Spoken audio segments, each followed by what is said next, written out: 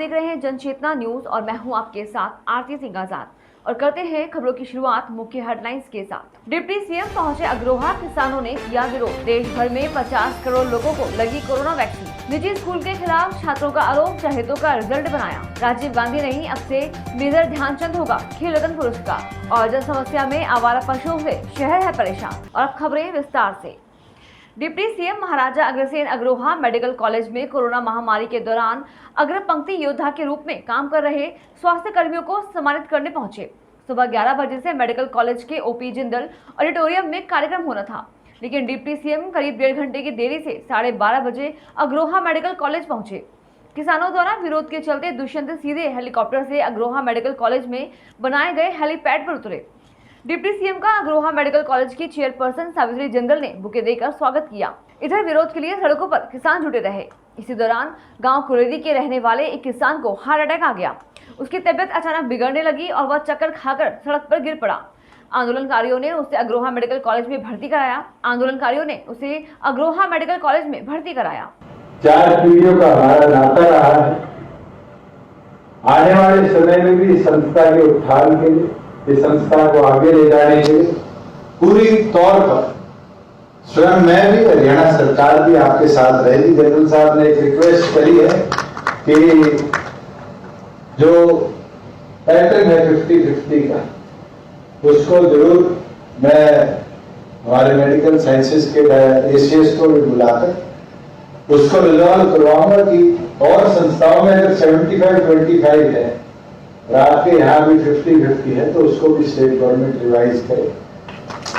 साथ में infrastructure development की बात है। अभी 4-5 दिन पहले आपका एक निवेदन था धर्मशाला बनाने का, उसके लिए भी हमारी सरकार ने 10 करोड़ रुपया आपके यहाँ मंजूर किया है, जिसमें देश में कोरोना टीकाकरण अभियान ने एक अहम पड़ाव को छू लिया है। अब तक देश में कोरोना वैक्सीन की 50 करोड़ से ज्यादा डोज लग चुकी हैं। अकेले शुक्रवार को 43.29 लाख लोगों को कोरोना वैक्सीन लगी। वैक्सीनेशन ड्राइव के इस मील के पत्थर को पार करने पर प्रधानमंत्री नरेंद्र मोदी ने तारीफ की है। उन्होंने ट्वीट कर कहा कि उनकी सरकार सबको मुफ्त वैक्सीन के तहत सभी नागरिकों का टीकाकरण सुनिश्चित करेगी। केंद्रीय स्वास्थ्य मंत्रालय ने बताया कि देश में कोरोना वैक्सीन की अब तक 50 करोड़ से ज्यादा डोज लगाई जा चुकी हैं। 40 करोड़ से 50 करोड़ का आंकड़ा महज 20 दिन में पूरा हुआ है।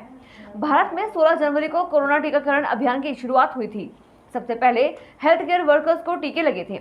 आज फतेहाबाद के प्राचीन दुर्गा मंदिर मढ़ी में कोरोना वैक्सीनेशन कैंप का आयोजन किया गया। फतेहाबाद के निजी स्कूलों के खिलाफ आज अभिभावकों व छात्रों ने लघु सचिवालय में प्रदर्शन किया व डीसी को सीएम व शिक्षा मंत्री के नाम ज्ञापन सौंपा। अपने ज्ञापन में अभिभावकों सुमन बाला, सरोजा बाला, मंजू देवी, पूजा, शर्मिला, विजय कुमार आदि ने बताया कि उनके बच्चे सीबीएसई से संबंधित स्कूलों में पढ़ते हैं। 3 अगस्त को सीबीएसई द्वारा कक्षा 10वीं का परीक्षा परिणाम घोषित किया गया था, जिसमें इन स्कूलों के द्वारा उनके बच्चों के साथ भेदभाव करके बहुत कम नंबर दिए गए हैं, जिससे बच्चों को मानसिक परेशानी का सामना करना पड़ रहा है। उन्होंने बताया है कि स्कूल स्टाफ ने अपने चहेते बच्चों को ज्यादा नंबर लगाए हैं, जबकि उन्होंने प्री बोर्ड की परीक्षा भी नहीं दी थी। कोविड-19 के चलते इस बार सीबीएसई ने 10वीं की परीक्षा आयोजित नहीं की थी और स्कूलों के द्वारा भेजे गए नंबरों के आधार पर ही परीक्षा परिणाम घोषित किए हैं। मेरा नाम सिमरन है, मैं अपेक्स पब्लिक में पढ़ती हूँ। हम यहाँ आए थे, हमारे क्योंकि 10th के रिजल्ट बहुत ख़राब निकाला स्कूल वालों ने और हम प्रिंसिपल के पास जाके आए हैं। उन्होंने ये कहा है कि सीबीएसई ने रिजल्ट निकाला है, बट सीबीएसई को ये तो नहीं पता ना कौन सा बच्चे के कितने लगाने और कौन से बच्चे के कितने। वही है, हमारे प्री बोर्ड्स एग्जाम हुए थे जिसके अकॉर्डिंग हमारे मार्क्स लगाने थे, बट हमारे प्री बोर्ड्स में सबके 90+ है, बट हमें 60 और 70 की लाइन में मार्क्स दे रखे हैं, जो कि हम डिजर्व नहीं करते। हमने बहुत मेहनत की है इस साल और हमें अच्छे मार्क्स चाहिए थे। ये स्कूल वाले रेफरेंस ईयर बता रहे हैं कि 2018 के जो स्टूडेंट्स थे उनके अकॉर्डिंग मार्क्स लगाए आपके, तो 2018 में जो भी थे उनके अकॉर्डिंग हम तो मार्क्स नहीं ले सकते उनके। सीबीएसई का रेफरेंस ईयर था जो हमें नहीं चाहिए। सीबीएसई का रेफरेंस ईयर था 2018। हमारे स्कूल के जो पहले 2018 के बच्चे थे उनके मार्क्स हमें दे दिए गए, जो कि हम डिजर्व नहीं करते। कुछ टीचर्स के बच्चे, हमें स्कूल में से वो आई है कि एक टीचर की लड़की थी, उसके 70% मार्क्स लगा रखे थे, बट उसकी मम्मा ने स्कूल में लड़के 94 करवाए, तो फिर वो तो हम भी करवा सकते हैं, हमें भी तो चाहिए ना हमारा राइट। केंद्र सरकार ने खेल रत्न पुरस्कार का नाम बदल दिया है। अब इसे मेजर ध्यानचंद खेल रत्न पुरस्कार के नाम से जाना जाएगा। इससे पहले यह अवार्ड पूर्व प्रधानमंत्री राजीव गांधी के नाम हुआ करता था। प्रधानमंत्री नरेंद्र मोदी ने ट्वीट के जरिए इसकी जानकारी दी। उन्होंने कहा कि मुझे पूरे भारत के नागरिकों से खेल रत्न पुरस्कार का नाम मेजर ध्यानचंद के नाम पर रखने के लिए कई अनुरोध प्राप्त हो रहे हैं। उनकी भावना का सम्मान करते हुए खेल रत्न पुरस्कार को मेजर ध्यानचंद खेल रत्न पुरस्कार कहा जाएगा। मोदी जी के इस कदम पर कांग्रेसी नेता रणदीप सिंह सुरजेवाला ने कहा कि यह बड़े दुर्भाग्य की बात है कि देश का प्रतिनिधित्व करने वाला इंसान बड़ी लकीर खींचना नहीं जानता, बल्कि दूसरों की लकीर मिटाने की कोशिश करता है। मोदी जी, अब हमें ये उम्मीद है मेजर ध्यानचंद जी, जिनके नाम से देश का सर्वोत्तम पुरस्कार सर्वोत्तम खेल पुरस्कार 2002 से चलता आया है, अब खेल रत्न पुरस्कार भी आपने उनके नाम पर रखा, उसका स्वागत है।